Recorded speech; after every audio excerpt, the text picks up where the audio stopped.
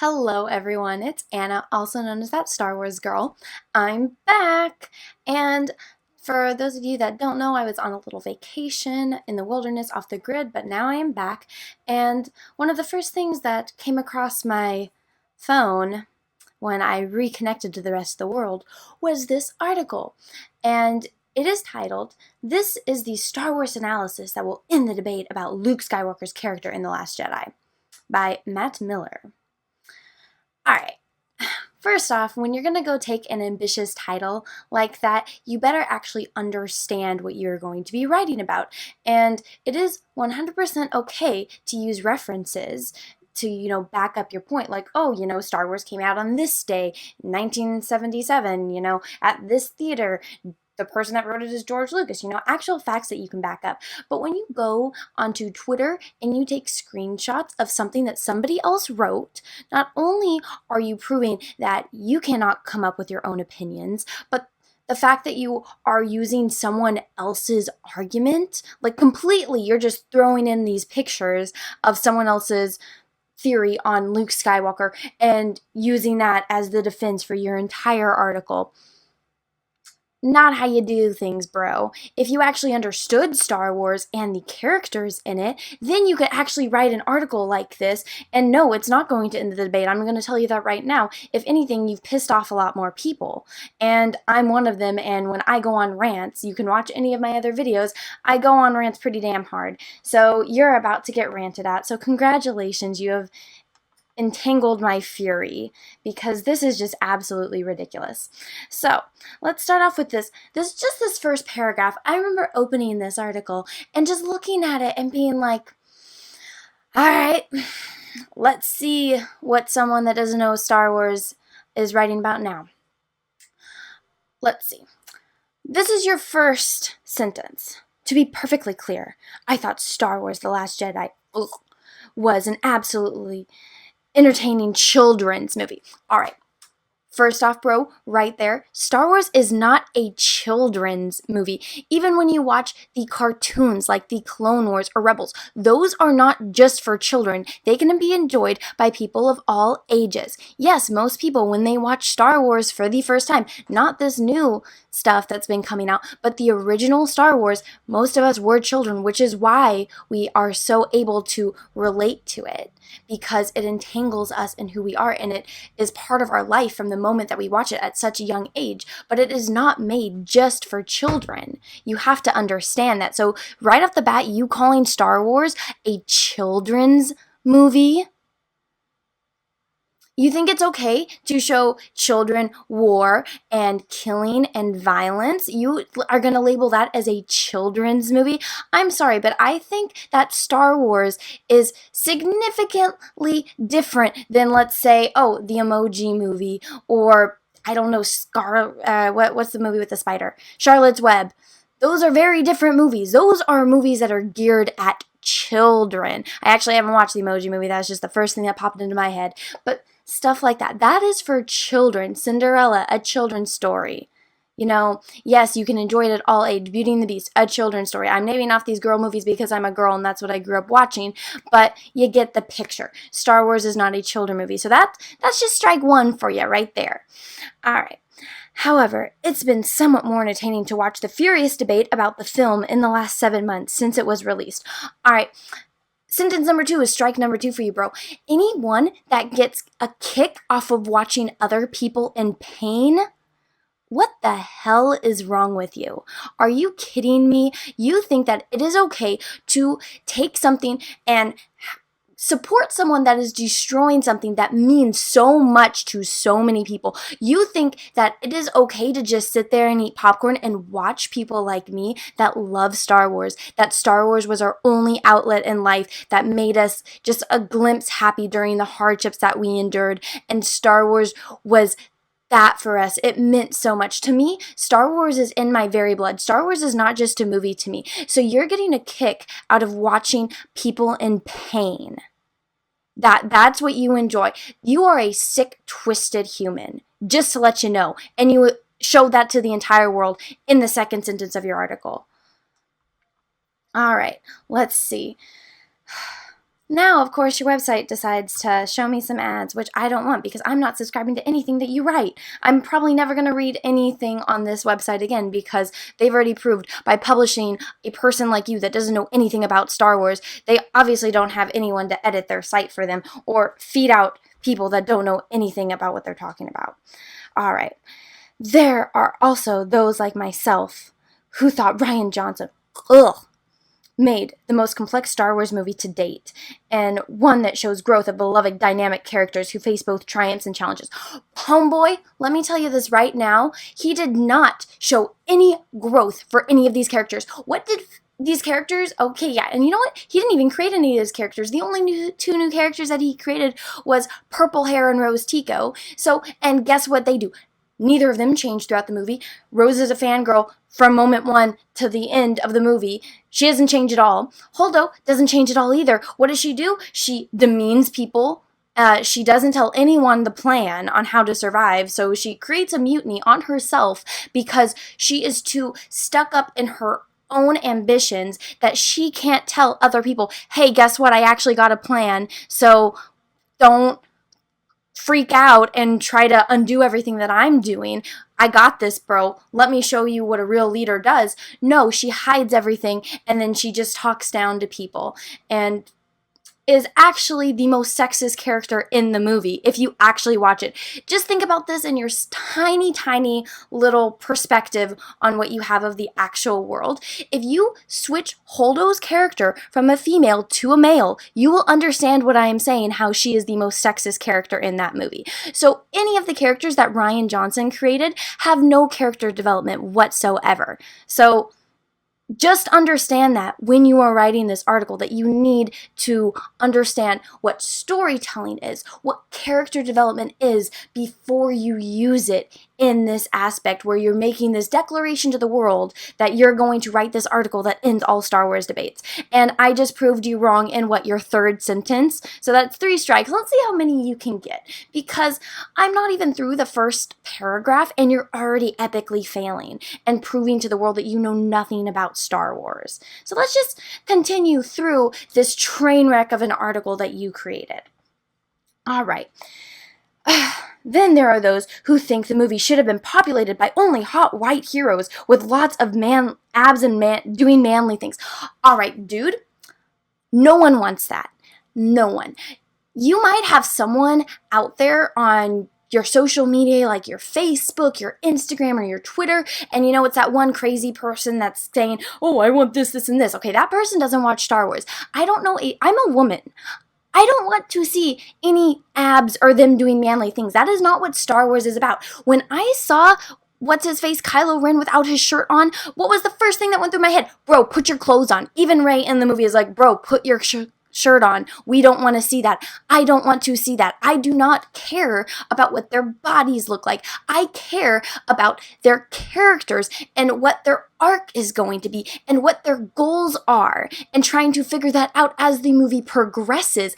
I have no interest in what they look like underneath their clothing, because that does not matter. What matters is what is in here. So you saying that, even though as a woman, I have never once said that I want that in a Star Wars movie. I know plenty of other women that do not want that in a Star Wars movie. On the other aspect of it, I know women that do not like Star Wars, that would not be interested in it at all the way that it is, but would be interested in it if it was like that. But those are not the women that are sitting here filming videos that buy everything that they see of Star Wars, that this industry depends on to survive. If you want people like me who are diehard Star Wars fans that will spend every cent they have on Star Wars merchandise, you don't cater to the women that only want to see abs. And let me tell you this right now, if you're saying that you get a kick off of watching people in pain because of the way that these new movies have come out, but then you're using this argument that we only want hot white dudes in it that are going to show abs and do manly things, you have not listened to a single word people like me are saying, because none of us want that. Understand the people that you are talking about. If you are trying to fight an enemy, you need to understand them. I sure as hell do not understand people like you, and it baffles me when I try to, because I don't understand how a person can wake up every single morning, see facts, be proven these facts, and still argue against them and say that, oh, if you don't agree with us, you're racist and you're sexist.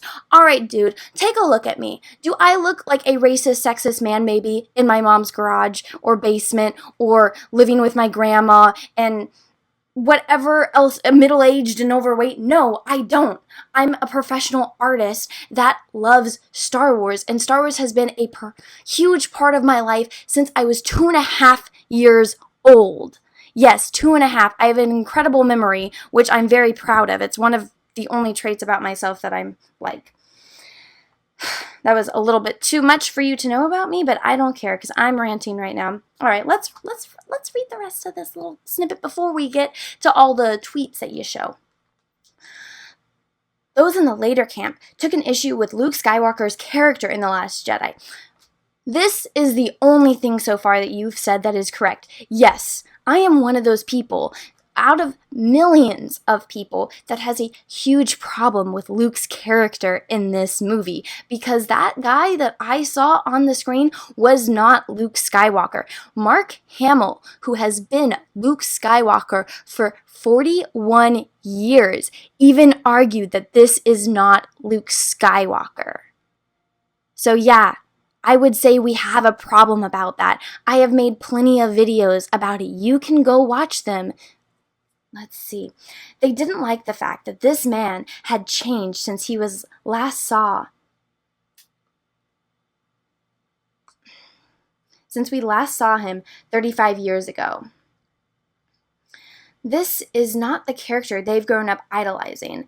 The characters have lost their reliability. This is not the character that I know. This is not Luke Skywalker. I want you to understand that right now. I know it's pretty hard concept for you, a person that doesn't know anything about Star Wars, to understand that this is not Luke Skywalker, just because it's the same actor playing him and he's dressed up like him in this theoretical world that they're trying to push at us and say that this is Star Wars. It's not. You know, when you're a kid, and kids, if you're watching this, tune out for the next couple minutes because I'm going to say something that I don't think your parents want to hear.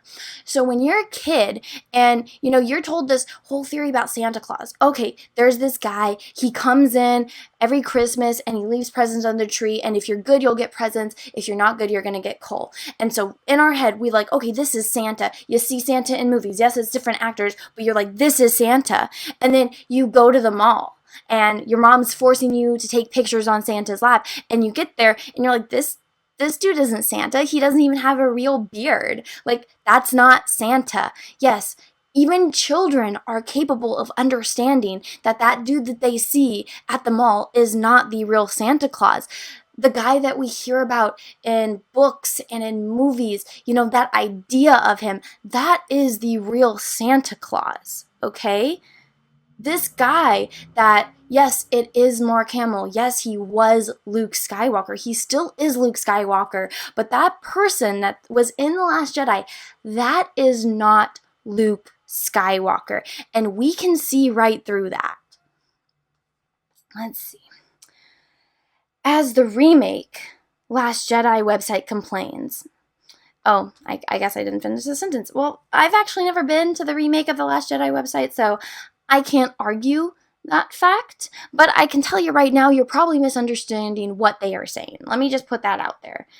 Because people like that actually know Star Wars, and yeah, if they want to remake The Last Jedi, I don't think that they should ever even acknowledge that that movie existed. They should just start up from scratch and be like, yo, let's just ignore everything that Disney has put out there because it's horrible, and those aren't the real characters.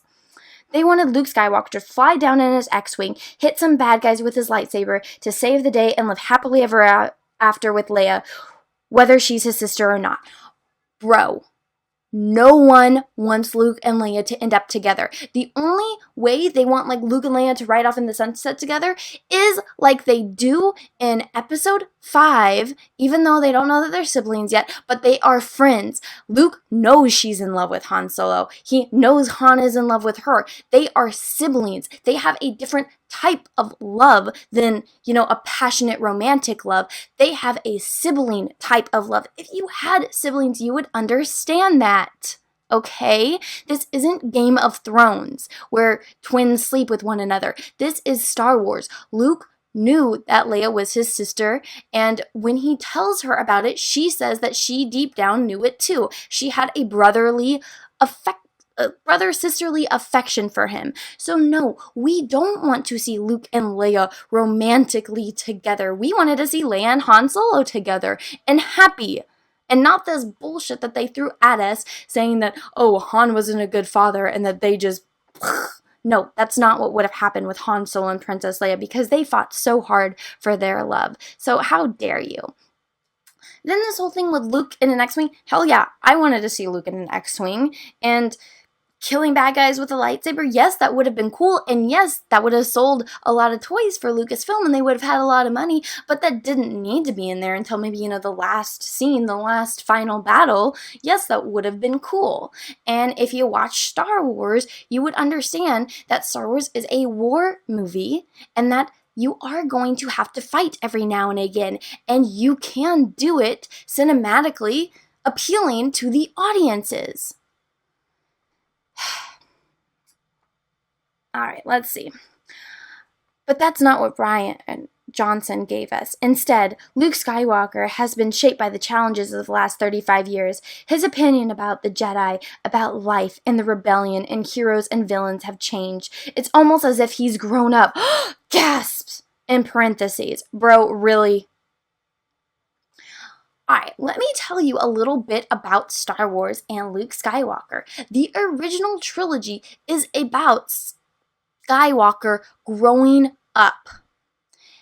The first movie, A New Hope, Luke is just a farm boy at the beginning of a hero's journey. He has that longing, when he's looking off at the sunset on Tatooine, he sees it and it's just, he wants something more. He knows that he himself has the potential for something more, and he's trapped on Tatooine, and he's longing for that adventure, for that ability to find his place in the galaxy.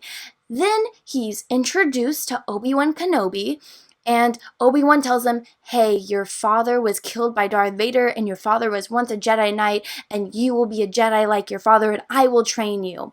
And so Luke goes through this training with Obi-Wan, and then he's got to save the princess. He makes some friends along the way. They go to the Death Star. They save Princess Leia. He's still learning, and he's trying to become one with the Force, and trying to hone in on all of these abilities he's now learning to use.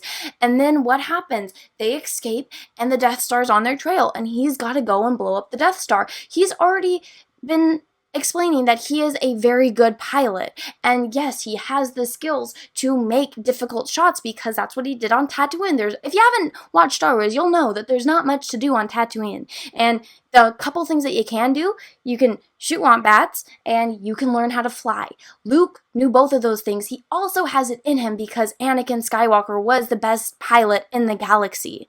So he has that little edge on him, and then you watch him, and Obi-Wan is still teaching him. He blows up the Death Star because he is able to hone into that speck of the Force that he is connected to, and he does it. He blows up the Death Star, and that seems to be the end of the hero's journey in that movie, but it's not, because George Lucas, who knows how to tell a story, who knows what character development is, planned out to show the entire character arc of Star Wars, of Luke Skywalker. So then you have Luke in the next movie, The Empire Strikes Back. He's been training. He's on Hoth, and Obi-Wan tells him, I can't continue your training because, he's kind of dead. And he's like, you need to go to Dagobah. You need a real life teacher named Yoda. And Yoda is one of the most powerful and knowledgeable Jedis that have ever lived. You need to go find Yoda and continue your training. So what does Luke do? the majority of the Empire Strikes Back, he is on Dagobah training with Yoda. He is learning how to use the Force. He's not only learning how to become more strong with the Force, not just physically, but mentally as well. And he is learning that there are other aspects of the Force than just fighting and using the Force to, pull things towards you or to make jumps or in combat. He's learning that there's another aspect which is all up in here. And once you expand your knowledge, you can conquer anything. So that scene with Luke Skywalker in the cave where he sees Darth Vader, and Yoda even says, "Only pain will you find in there." And Luke fights Darth Vader in the cave, and it's a Force projection vision. And Luke fights him, and then when he defeats him, you see Luke's face inside of Darth Vader's mask, because it's showing him a premonition that if he gives into his hate, if he gives into his anger and follows the path that his father Anakin did, he will end up with the same fate that his father did, which will make the transition that he did from Anakin Skywalker to Darth Vader. And Luke, if he gives into hate like his father did, and he goes down the easy path, because like Yoda and Obi-Wan have both said, you need more patience, then you are going to go to the dark side like your father did. And they are so afraid of Luke going down the path of his father because he has so much of his father in him. And even his uncle says that in the first movie.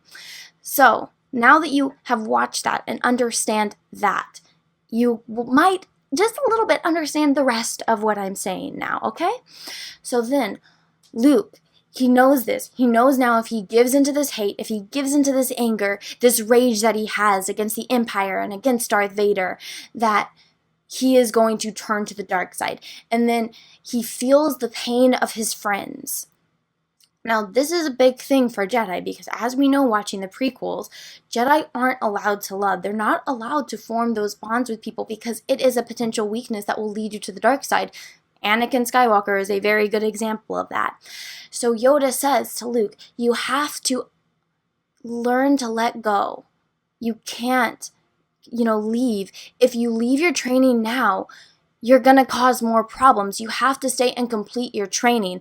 And Luke says, no, I have to go save them. I'm the only one that can save them. He knows this in his heart, that he has to go. He has to leave the Jedi training with Yoda, the last Jedi left in the galaxy who can train him to be strong enough to defeat Darth Vader and the Emperor.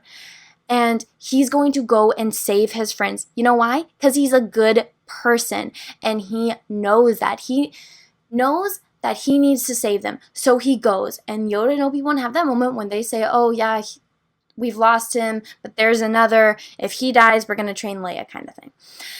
So then Luke goes, and he goes to go face off Darth Vader to save his friends. And he doesn't know exactly what he's walking into, but we all know it's not going to be good. And he's got that feeling because he does have that side of the Force.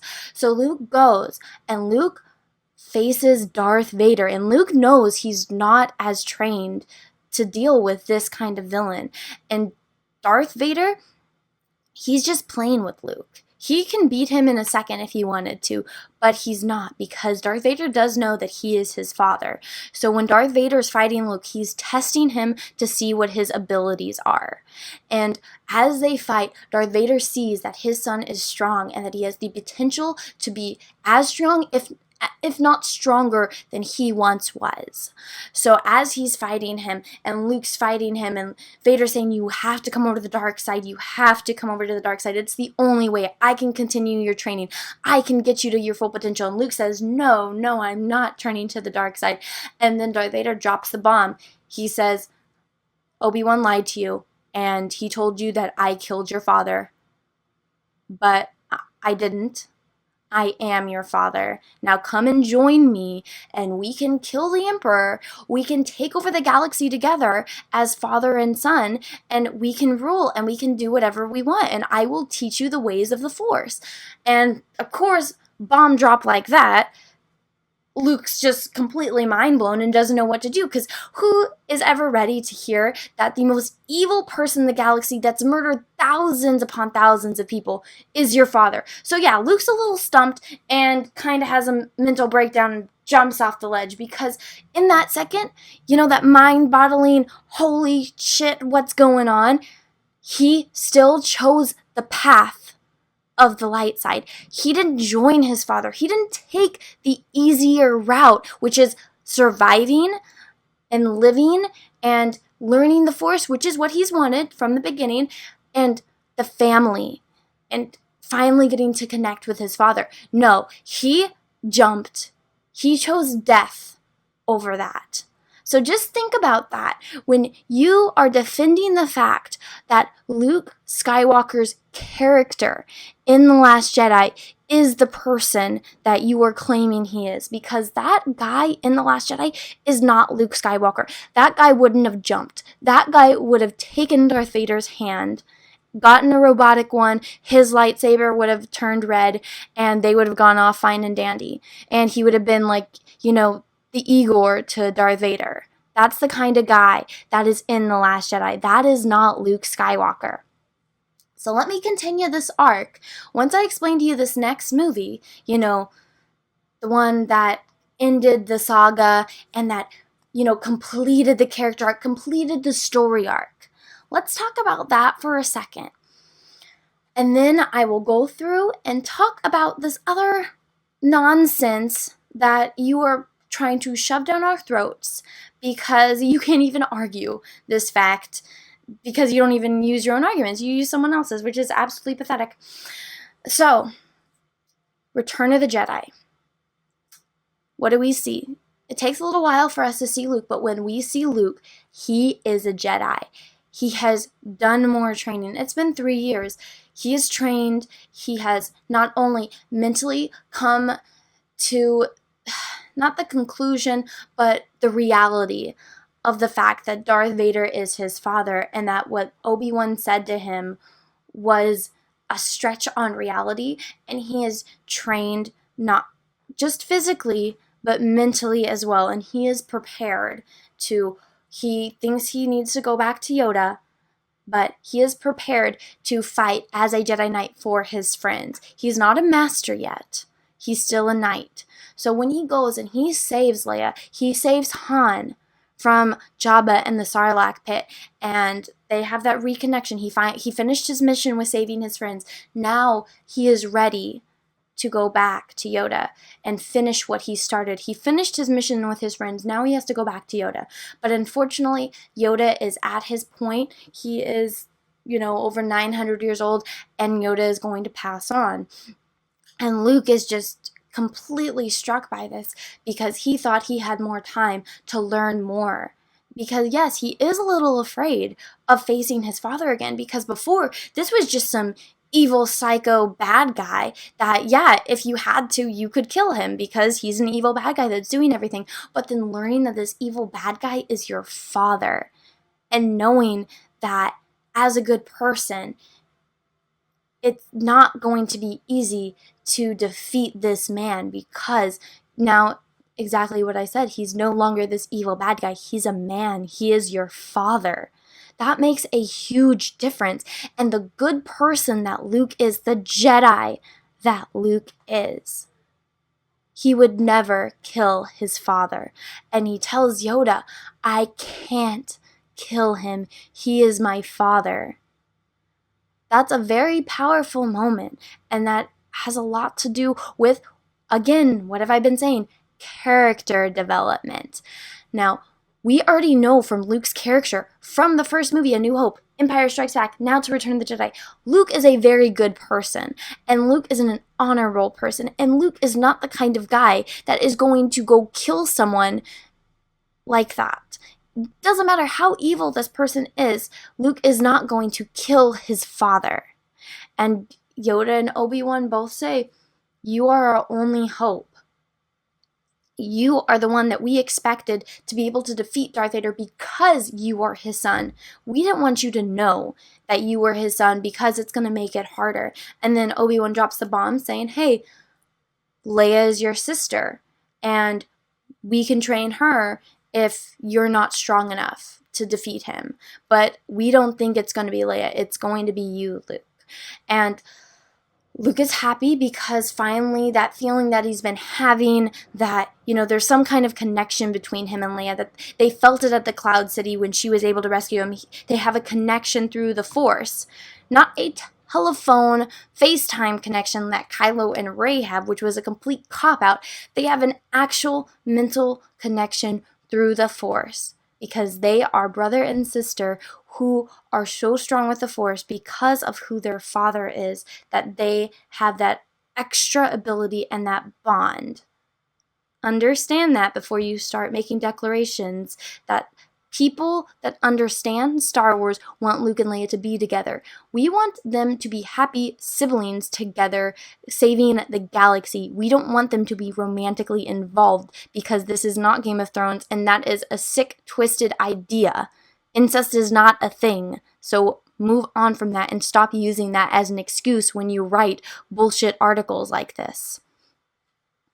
So then, Luke not only has to come to terms with the fact that he is going to have to face his father, he's going to be presented the chance to join his father and to go to the dark side, but also he has to defeat the Emperor. So those are 3 pretty big things that he has to do against 2 people who have a lifetime's more worth of experience than he does, that know the Force more than he does, and he has to go into this alone. He's not going to have Han Solo saving his back like he did in The New Hope. He's not going to have Leia there. They have to go fight their own battle, and Luke knows it's up to him on whether everyone in this movie is going to survive or not.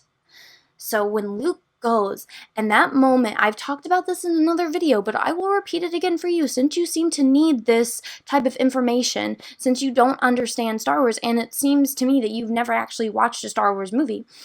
That moment in Return of the Jedi, when Luke turns himself in and goes and talks to Darth Vader, and he confronts his father, and for the first time, Darth Vader and Luke Skywalker have a conversation as father and son.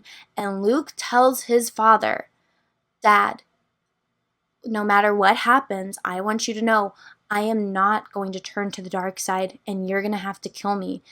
And I felt it. I felt that there is still good in you. I have felt Anakin Skywalker. You are my father, and I know that you are not capable of killing me because you had the chance before. You didn't have to just cut off my hand. You could have killed me, but you didn't. You don't want me to die. You want me to be with you, and you want to live out our life. You want me to be by your side. You've already said that in your declaration of wanting me and you to rule the galaxy together. And we don't have to rule it. We can live together. We can explore the Force together. We can be father and son. And Darth Vader has that moment where he inhales and exhales, and he tells him, son, it's too late for me.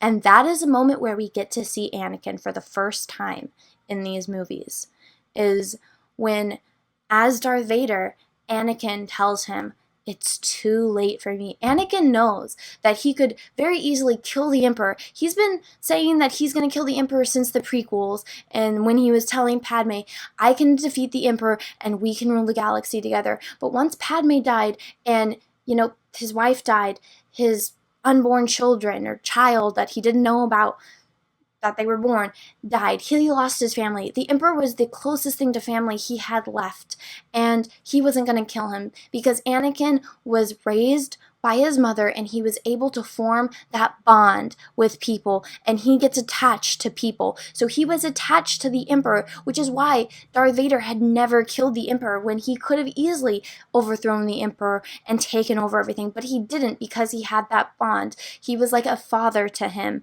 So now he's having to face the reality of having to kill his father figure, the Emperor, or kill his son, Luke.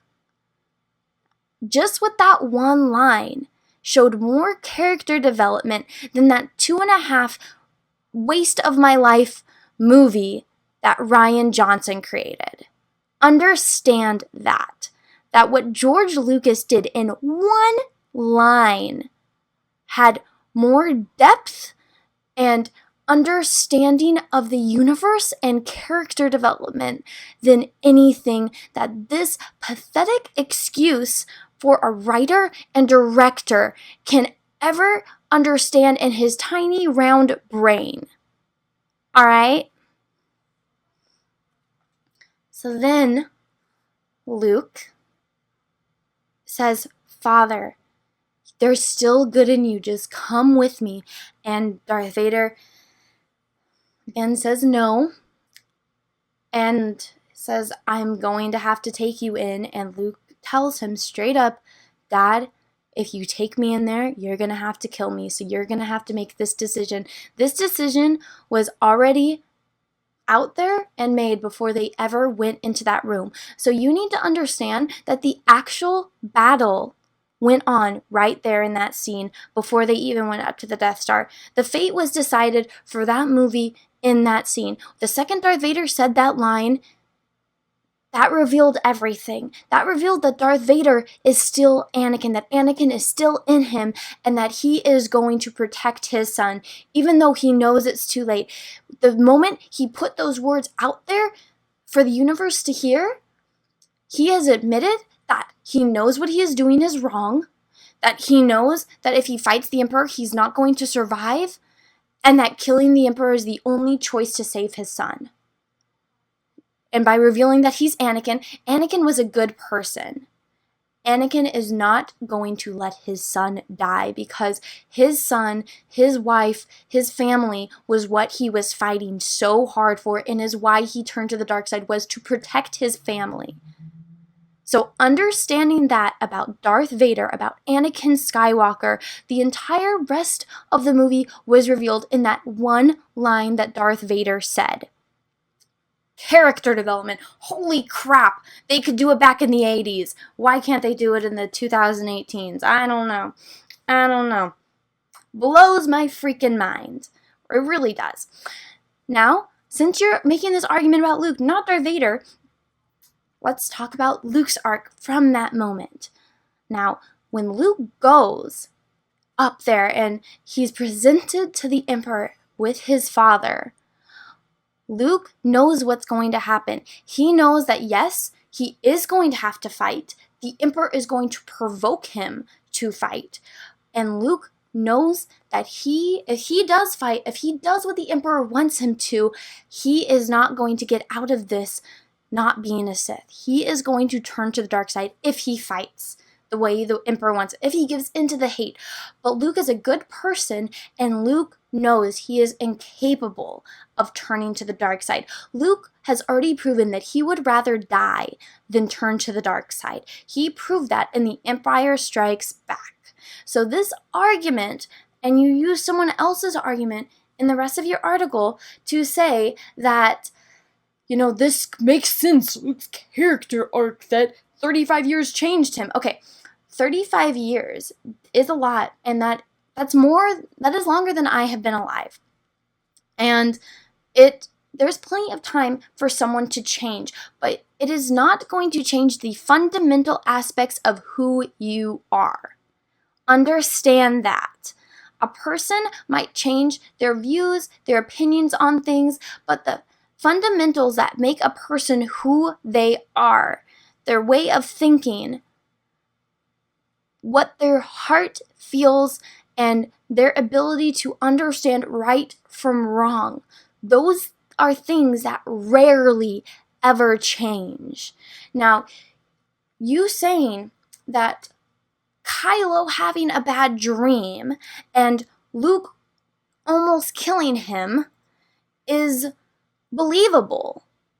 Makes absolutely no sense and is very laughable, because not only did Luke have to face the Empire, not the Emperor, but the entire Empire and his father, he had to face the fact that he was either going to die or turn evil, and that he had the choice to kill his father, who had destroyed planets, killing billions of people. He would rather die than harm his father. So you're saying that that guy was the guy who was about to kill his nephew because his nephew was having a bad dream? Luke could have just sat down with him and said, hey, Ben, guess what? I've been there. And tell him about his experience with Yoda in the cave and how he was able to defeat the most evil Sith in the galaxy and was able to turn his father back from the dark side. You're saying that that guy is the guy that's willing to just kill an innocent child, his nephew?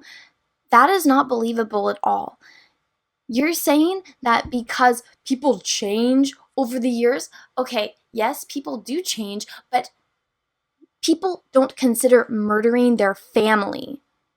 I don't know any person that would ever say, oh, you know what? I went through this hell, and now this person who is going through a similar hell that I once went through, I'm just going to kill him because, that's the easier explanation than, actually sitting down and having a conversation and bonding and trying to understand each other and showing someone that is going through this trial and this temptation that, yes, that every person in the world has gone through a temptation and that we actually have a family bond and I've gone through a similar temptation and I can explain to them how I got over it and maybe that's going to help and we can work on this together. No, you think that it's completely logical that he's just going to go off and murder his nephew. Yeah, really? This is where common sense plays in, which I think you kind of need some. And I think most of the people that enjoy this movie are going to need a big spoonful of common sense. They can take Leia as Mary Poppins and she'll give them a spoonful of common sense, even though that whole scene didn't make sense. So this whole thing that this guy that you're using for examples on Luke and how not fighting is the way to go, I want you to understand that the battle was already determined when Luke and Darth Vader had that conversation. And you know what happens? Luke does fight. And by him putting down his lightsaber and refusing to kill his father, that is a form of protest, which is a form of fighting. Okay? Him standing back and telling the Emperor, the most strongest Sith in the galaxy, I am not going to kill my father, and you are going to have to kill me because I will never turn to the dark side. I am a good person, and I am a Jedi like my father before me. And what does the Emperor do? He starts to kill Luke. He's electrocuting him with the Force, and Darth Vader, seeing this, stands up and he kills the man who has been like a father to him for the past 40 years of his life. And he saves his son, and Anakin comes back, and he is able to bring peace and balance to the galaxy because he destroyed the galaxy's biggest threat, and he brought balance to the Force.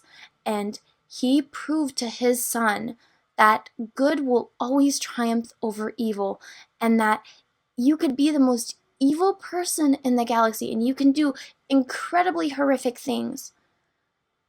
But there is a way to come back from it, and you can still be a good person. And Luke, being everything good that Anakin was, you take all the good traits that Anakin and Padme both had, and you put it in, and you get Luke Skywalker, because Luke is a good person, and he even tells his dad as he's dying, Dad, I'm gonna save you. You're not gonna die. We just went through this hell, and we might die as the ship is blown up, but I'm going to spend my every last effort saving you. I'm not just gonna leave you behind, and that'll be your punishment for all the horrible things you've done. No, Dad, I'm going to risk my life and drag your heavy metal body to my spaceship, which is probably on the other side of the freaking Death Star. And, we're fighting time here because they're going to blow it up any second. And then I'm going to get you out of this, and I'm going to take you to some doctor, and we're going to fix you. because Luke is a good person, and it doesn't matter the bad deeds that a person has done. Luke will see you for the good that you are, and Luke will try to save you. That is who Luke is. Luke is not a person that's going to kill you at the first sign of danger. He is going to help you. He is going to help you see the potential, and he is going to go through it with you, and he is going to protect you. That is who Luke Skywalker is. Luke Skywalker is a good person, and he is still teaching us how to be a good person today in Mark Hamill's defense of Luke Skywalker. Understand that this blasphemy that you are putting through, that you think is Luke Skywalker, is not Luke Skywalker. I don't know how many times I'm going to have to stand here in front of a camera and talk and explain to people like you the difference between good and evil, the difference between good writing and bad writing, and try to teach you what character development is, and show to you something that millions of people around the world understand about Luke Skywalker and how Luke Skywalker is a good person, and the things that this man is trying to claim Luke Skywalker would have done is not true and would have never happened, and it is why so many people are so enraged and hurt, because Luke Skywalker is not the type of person that is going to give up. When Luke said no to the Emperor and said that you better kill me, that is not him giving up. That is him fighting for the Jedi way, fighting for his father. He would rather die than turn to the dark side. That is a true Jedi Knight, and he proved right there that he is stronger than anyone in the galaxy, that he is stronger than his father was. He is stronger than Darth Sidious is, the Emperor. He is stronger than Obi-Wan and Yoda. He is stronger than you and any of your other SJW friends, because he is a good person who would die for what they believe in. I don't think any of you could ever say the same thing. And that is why this article is absolute nonsense. And the fact that you can't even fight your own battles and write your own story, you have to use screenshots from someone else's defense, which this person actually understands Star Wars. I'm going to give it to that person. But they did not see Star Wars for what George Lucas wrote it, and this person, more power to them for trying to understand Rian Johnson's and trying to, put two and two together and to maybe try to hush it so it makes sense, but it doesn't. And if you understood Luke Skywalker and his character, you would know that this is wrong, and that this ridiculousness that they threw at us with The Last Jedi is not Star Wars, and that is not Luke Skywalker, and your article is nonsense. And honestly, bro, I don't know how you are a writer. That's all I have to say on this. Waste of 50 minutes of my life. And, oh, yeah, by the way, your little thing about sorry haters, bro, you're talking about yourself, because you were the one hating on Star Wars. People like me are defending Star Wars, and for what it is, and for what it was, and what it means to us, and for what George Lucas created, what Mark Hamill created when he played Luke Skywalker all those years ago. You are the ones that are stomping on it and destroying what it was, and you're reveling in other people's pain. You are supporting hate. So you saying sorry, haters, are you trying to feel sorry for yourself? Because you're not getting any sympathy from people like me or other people who understand and love Star Wars. There's a little taste of reality for you. And if you're going to continue to do this, I'm going to continue to make videos that debunk everything you say, because you are just proving over and over, not only to me, but the rest of the world that has internet connection, how much of a moron you are. So think before you write, and do some research, watch the movies, and that way you can kind of get a little glimpse and understanding of what it is you're trying to talk about. Because honestly, it would be easy for a person like me who understands Star Wars and what it is to write an article about Star Wars. Someone like you who has to use other person's arguments and throw in all this nonsense. That is not how you write and prove to the world that you know anything about Star Wars. And just this article in itself proves that you don't. So do us all a favor and apologize or just stop this nonsense. I'm done. Have a good day, everyone. I'm sorry that all this nonsense is going on and that people like us who actually understand Star Wars and love it have to deal with this. So I will see you guys all again soon. May the Force be with you, everyone that loves and understands Star Wars, because we are going to need it in this continuing battle for the Force.